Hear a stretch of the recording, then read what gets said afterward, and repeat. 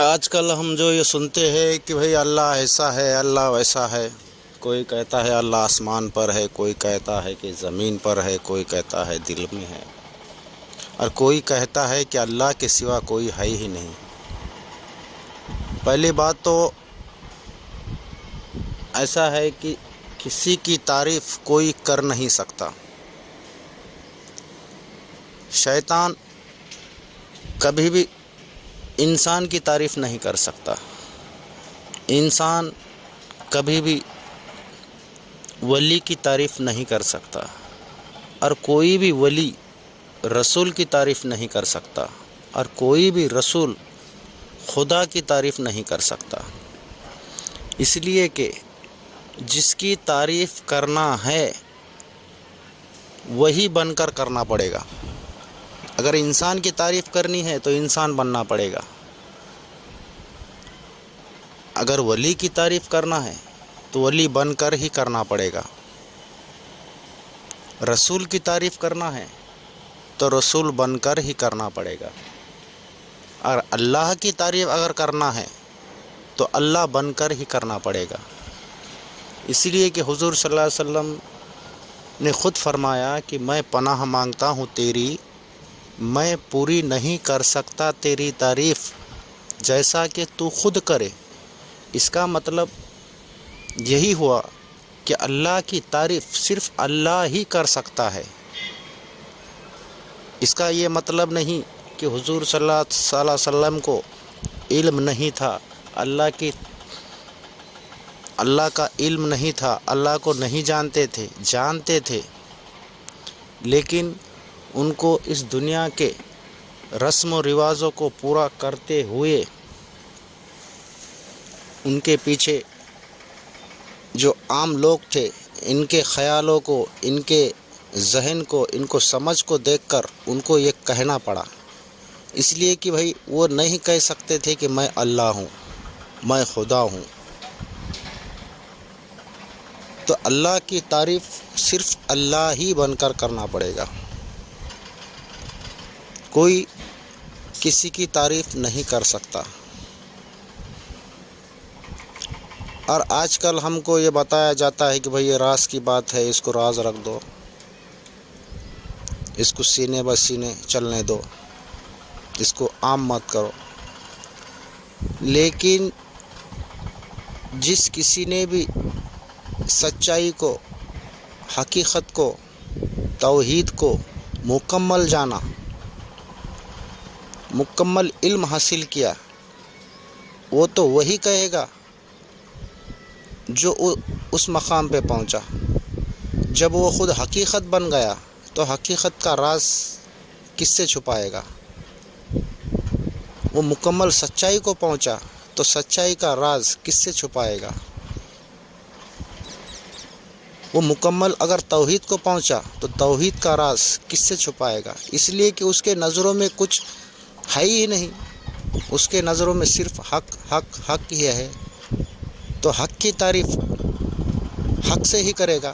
اس کے نظروں میں نہ انسان ہے، نہ اس کے نظروں میں شیطان ہے، نہ اس کے نظروں میں کوئی مومن ہے، نہ اس کے نظروں میں کوئی کافر ہے، نہ اس کے نظروں میں کوئی ولی ہے، نہ اس کے نظروں میں کوئی رسول ہے۔ جب اس کے خواب و خیالوں میں سے یہ سب مٹ چکا، سب کو اگر اس نے لا کر دیا تو سب کو وہ ایک ہی نظر سے دیکھتا ہے، تو راز چھپانے کی بات کس سے کرے گا؟ وہ جب کسی کو کچھ سمجھتا ہی نہیں، اس کے نظروں میں صرف اللہ ہی اللہ ہے، تو کس سے راز چھپائے گا؟ بھائی راز تو تم عام انسان سے چھپا سکتے،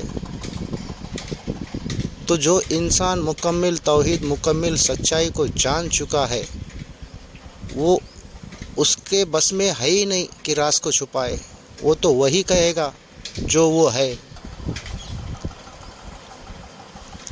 ہاں، اگر کوئی یہ کہے کہ بھائی راز کو چھپاؤ، راز کو فاش مت کرو، تو اس کا مطلب کہ وہ مکمل توحید اور مکمل سچائی اور مکمل معرفت کو نہیں پہنچا، اس لیے کہ اس کے دل میں کچھ ڈر ہے۔ راز کو چھپانے کا مطلب کیا ہے؟ کہ بھائی میں راز کو اگر فاش کر دوں گا تو لوگ مجھے کافر کہیں گے، لوگ مجھے شیطان کہیں گے، لوگ مجھے کیا نہیں سو بولیں گے۔ تو اس ڈر سے وہ راز کو چھپانے والا بھائی مکمل سچائی پر تو نہیں پہنچا، مکمل توحید میں تو نہیں پہنچا، مکمل معرفت تو حاصل نہیں کی۔ اس لیے کہ بھائی جس کے بھی دل میں ڈر ہے، جو ڈر کر راز کو چھپائے، ڈر کر حقیقت کو چھپائے، ڈر کر معرفت کو چھپائے، تو کس سے ڈر؟ ایک انسان سے ڈر کہ بھائی وہ مجھے کافر بولیں گا، وہ مجھے گالی دیں گا، وہ مجھے اپنے مذہب سے نکال دے گا، بس یہ ڈر۔ بس یہ ڈر سے اگر تم راز کو چھپاؤ گے تو یہ سمجھ لینا کہ تم مکمل معرفت کو نہیں پہنچے، کیونکہ تمہارے نظروں میں ابھی تک انسان ہے، شیطان ہے، کافر ہے، مسلمان ہے، جنت ہے، دوزخ ہے۔ ان باتوں کو ڈر کر اگر تم راز کو چھپاؤ گے، حقیقت کو چھپاؤ گے، سچائی کو چھپاؤ گے، تو سمجھ لو کہ تم ابھی تک اللہ تعالیٰ کی معرفت حاصل نہیں کر چکے۔ جب تم اللہ تعالیٰ کی مکمل معرفت حاصل کر لو گے تو تمہارے نظروں میں کوئی ہے ہی نہیں، تو ڈر کس کا؟ اگر تمہارے پہ کوئی ظلم کوئی کرے گا تو اللہ ہی کرے گا، تم کو کوئی ذلیل کرے گا تو اللہ ہی کرے گا۔ بھائی اس کے نظر میں کوئی دوسری شے موجود ہے ہی نہیں، تو کس سے چھپائے گا؟ چھپانے کا مطلب ہے ڈر، اور قرآن کا خود فرمان ہے کہ اللہ والوں کو نہ کسی کا ڈر ہے نہ کسی کا غم۔ بھائی جس کے دل میں ڈر ہے وہ کا اللہ والا، بس وہ تو رسم و رواجوں کو نبھا رہا۔ تو جس کے دل میں ڈر نہیں، جس کے دل میں کوئی غم نہیں، جس کے دل میں کوئی شے نہیں، جس کے نظر میں صرف اللہ ہی اللہ ہے، تو کس کا ڈر، کس کا غم اور کس سے چھپائے گا؟ تو یہ سمجھ لینا چاہیے کہ بھائی جو مکمل توحید کو، حقیقت کو، سچائی کو بیان کرنے کے لیے خود اس کو سچائی بننا پڑے گا، حق کا بیان کرنے کے لیے خود اس کو حق بننا پڑے گا، معرفت کا بیان کرنے کے لیے خود اس کو معرفت بننا پڑے گا۔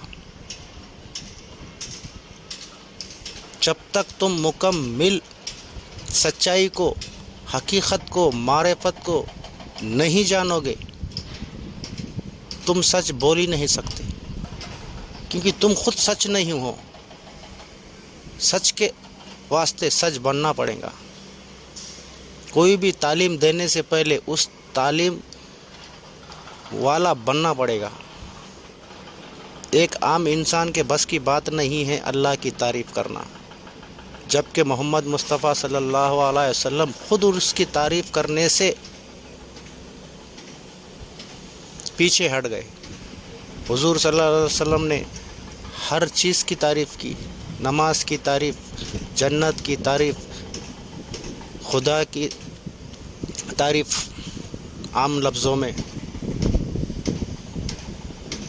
ہر عبادت کی تعریف کی، ہر عبادت کا صلہ اس نے آپ کو بتایا، لیکن جب خدا کی تعریف کرنے کا وقت آیا تو صاف سیدھا کہہ دیا کہ میں نہیں جانتا جیسا کہ تجھ کو جاننے کا حق ہے، میں پناہ مانگتا ہوں تیری، میں پوری نہیں کر سکتا تیری جیسا کہ تو خود کرے۔ تو اس حدیث سے ہم کو یہ اشارہ مل رہا ہے کہ جو چیز کو بتانے کے لیے پہلے وہ چیز آپ کو بننا پڑے گا۔ جیسا کہ بھئی ایک انسان کی تعریف انسان ہی کر سکتا ہے، کیونکہ انسان اور انسان کے صفت ایک ہے۔ شیطان کی تعریف شیطان ہی کر سکتا ہے، کیونکہ شیطان کے صفت ایک جیسے ہیں۔ ولی کی تعریف ولی ہی کر سکتا، کیونکہ دونوں ایک دوسرے کے صفتوں کو جانتے ہیں۔ رسول کی تعریف رسول ہی کر سکتا ہے، کیونکہ دونوں ایک دوسرے کے صفت کو جانتے ہیں۔ اور اللہ کی تعریف خود اللہ ہی کر سکتا ہے، کیونکہ دونوں بھی ایک دوسرے کو اپنے صفتوں کو جانتے ہیں۔ یہ اللہ، رسول، شیطان، ولی، یہ سب صفتوں کے نام ہیں۔ جیسی جس کی صفت ویسا اس کا مقام۔ یہ شیطان، انسان، مومن، ولی، ابدال، قطب، رسول، یہ کوئی الگ شے نہیں ہے، ایک ہی شے کے نام ہیں، اور اس کی پہچان ہے اس کی صفت۔ صفتوں کے نام ہے یہ سب الگ نہیں ہے، اور ان سب کو الگ سمجھنا ہی سب سے بڑا شرک ہے، اور شرک سب سے بڑا گناہ ہے۔